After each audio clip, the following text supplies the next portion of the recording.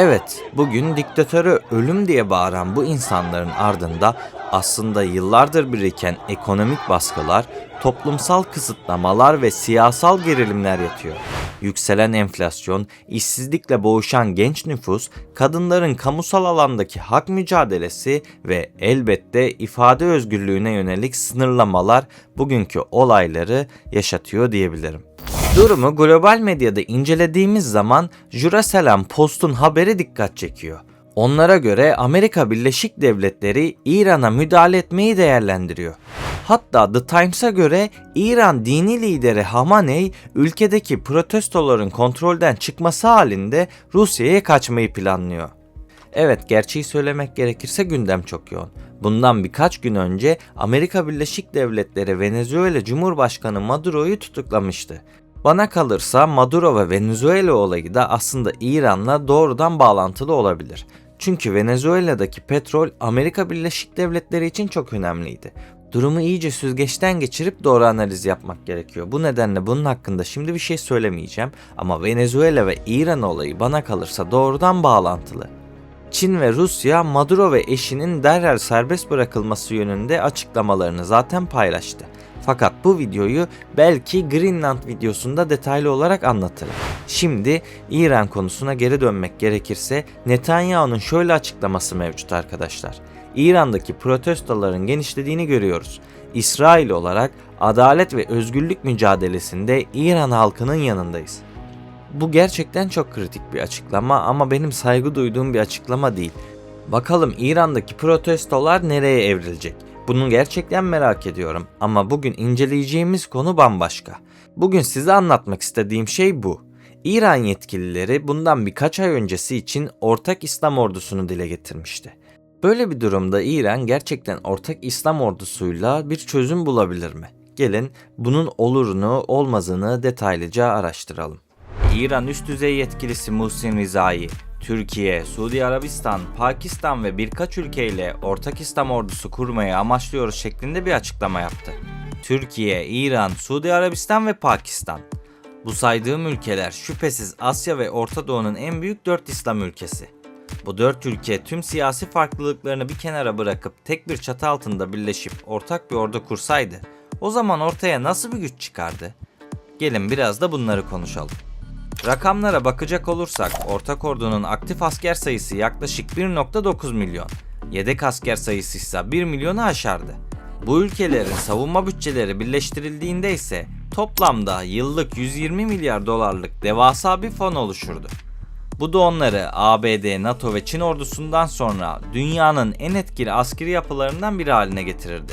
Üstelik Pakistan'ın elindeki yaklaşık 170 nükleer başlık bu orduya ciddi bir caydırıcılık gücü kazandırırdı. İran'ın uzun menzilli füzeleri, Türkiye'nin SİHA ve İHA teknolojisi, Suudi Arabistan'ın sınırsız finansmanı ve Pakistan'ın savaş tecrübesi birleştiğinde bu yapı sadece savunma değil, aynı zamanda diplomatik anlamda da küresel dengeyi sarsacak bir güç olurdu. Konuyu bir de coğrafi olarak ele alırsak, bu birlik toplamda 4.7 milyon kilometre karelik bir alana yayılır ve yaklaşık 710 milyonluk bir nüfusu temsil ederdi. Bu da sadece askeri değil, kültürel, siyasi ve stratejik olarak da muazzam bir nüfus anlamına gelirdi. Haliyle bu senaryo İslam dünyasında büyük bir heyecan yaratırdı. Çünkü İslam NATO'su gibi bir algı oluşur, halk nezdinde birlik ve beraberlik duygusu güçlenirdi. Türkiye, Suudi Arabistan, Pakistan ve İran'ın bir araya gelerek ortak bir İslam ordusu kurması teorik olarak mümkün gibi görünse de pratikte oldukça karmaşık. Hatta şu anki koşullarda gerçekçi olmayan bir senaryo diyebilirim. Dilerseniz nedenlerine adım adım bakalım. Birincisi, mezhepsel ve jeopolitik ayrılıklar. Bu 4 ülke İslam dünyasının farklı mezhepsel ve ideolojik kutuplarını temsil ediyor. İran, Şii bloğun lideri, Türkiye ve Suudi Arabistan ise Sunni bloğun başını çekiyor. Bildiğiniz üzere Suudiler ve İran bugüne kadar Yemen'den Suriye'ye kadar birçok savaş alanında rakip cephelerde yer aldılar. Bu nedenle ortak bir askeri yapı kurmaları sadece teknik değil, ideolojik olarak da imkansız görünüyor. Bu ülkelerin birbirine güvenmesi zor diyebilirim. Çünkü İran, Suudi Arabistan'ı Amerika Birleşik Devletleri'nin Orta Doğu'daki jandarması olarak görüyor. Suudi Arabistan ise İran'ı bölgeyi istikrarsızlaştıran bir tehdit olarak tanımlıyor. Öte yandan Türkiye zaman zaman her iki tarafla da gerilim yaşamış bir aktör. Ayrıca NATO üyesi. NATO, Türkiye'nin İran'la bir ortak ordu kurmasına izin vermez gibi yorumlanabilir. Kaldı ki bu yorumun haklılık payı da yüksek. Öte yandan Türkiye ile İran arasındaki ilişki uzun zamandır dalgalı bir çizgide ilerliyor. Baktığımızda iki ülke komşu ve tarihsel bağları bulunuyor. Zaman zaman ortak çıkarlarda buluşuyorlar ama bir o kadar da farklı düşünüyorlar. Özellikle de Suriye Savaşı sırasında bu fark iyice netleşmişti. İran, Esad rejimini sonuna kadar desteklerken Türkiye muhalif grupların arkasında durdu. Aslında mesele sadece Suriye'de değil. Irak'ta, Lübnan'da, Yemen'de, hatta Kafkasya'da bile Türkiye ve İran çoğu zaman rakip gibi davranıyor. Ayrıca mezhepsel fark da önemli bir etken. İran, Şii dünyasının lideri olma umuduyla Orta Doğu'da işleri ele almaya çalışırken, Türkiye ise Sünni çoğunlukla hareket ediyor. Suriye, Libya gibi bölgelerde etki alanı yaratmaya çalışıyor. Hal böyleyken ortak bir ordu kurmak pek de mümkün görünmüyor. Çünkü böyle bir yapı için sağlam bir güven, ortak bir vizyon, benzer bir tehdit algısı ya da uzun vadeli bir işbirliği gerekebilir. Ama ne yazık ki şu anda bu saydıklarımın hiçbiri tam anlamıyla yok. Sadece bir şey dışında. Ortak bir tehdit. O da elbette İsrail. Zaten Türkiye, Cumhurbaşkanlığı nezdinde İran'ı destekleyen açıklamalar yaptı. Benzer açıklamalar aynı şekilde Suudi Arabistan ve Pakistan'dan da geldi. Fakat bu ülkeler arasında çok net ayrımlar söz konusu. Az önce de söylediğim gibi Türkiye zaten NATO üyesi. Yani Batı ile belirli dengeleri var. İransa Batı'ya karşı duran, daha yalnız ama kendi doğrularıyla hareket eden bir ülke. Evet, bu ülkelerin işleyişi çok farklı.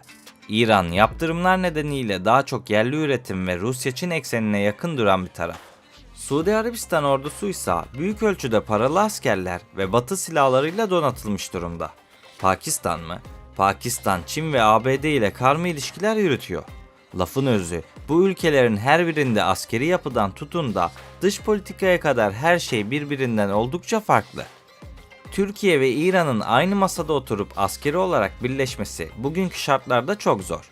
Belki bazı konularda birlikte adım atabilirler. Ortak tatbikatlar, sınır güvenliği gibi teknik işbirlikleri olabilir. Ancak ortak ordu gibi büyük ve derin bir yapı için önce aradaki siyasi mesafenin ciddi şekilde kapanması gerekiyor. Şu an için bu ihtimal oldukça uzak duruyor. Pakistansa genellikle tarafsız kalmaya çalışsa da yaşanan İsrail-İran savaşında İran'dan yana cephe aldı. Önce İran'ı destekleyen açıklamalar yaptılar. Sonra da onlara silah bile gönderebileceklerini söylediler. Her ne kadar böyle açıklamalar yapılıyor olsa da böyle bir ordunun kurulması, başta Amerika Birleşik Devletleri, İsrail ve batılı ülkeler olmak üzere birçok aktör tarafından bölgesel güvenlik tehdidi olarak görülür. NATO, Avrupa Birliği, Hindistan, Çin ve Rusya gibi ülkeler bu yapıdan rahatsız olabilirler. Ayrıca İslam ülkelerinin büyük bir kısmı bu dörtlü oluşumu bizi temsil etmiyor diyerek dışlayabilir. İsterseniz geçmişten bir örnek vereyim. Zira bugüne kadar bu yönde atılan adımlar ya çok sembolik kaldı ya da siyasi ittifakların ötesine geçemedi. Evet, tarihte örneği var.